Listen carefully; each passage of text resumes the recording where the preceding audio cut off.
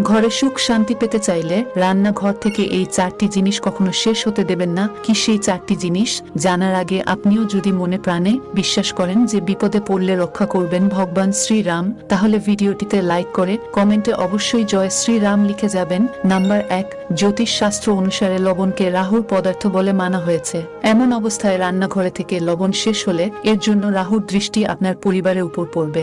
Number 2, রান্নাঘর থেকে কখনো সরিষার তেল শেষ হতে দেবেন না, কারণ সরিষার তেলের সম্পর্ক শনিদেবের সাথে রয়েছে, যার ফলে সংসারে স্বামী স্ত্রীর মধ্যে ঝগড়া বিবাদ ও অশান্তি লেগে থাকে। নাম্বার 3, গুরু দোষ থেকে বাঁচতে হলে রান্নাঘরের থেকে কখনো হলুদ শেষ হতে দেবেন না, কারণ গুরু দোষের ফলে সংসারে সুখ সমৃদ্ধি থাকবে না। নাম্বার 4, কখনোই চাল শেষ হতে দেবেন না, কারণ এর জন্য শুক্র দোষ লাগে।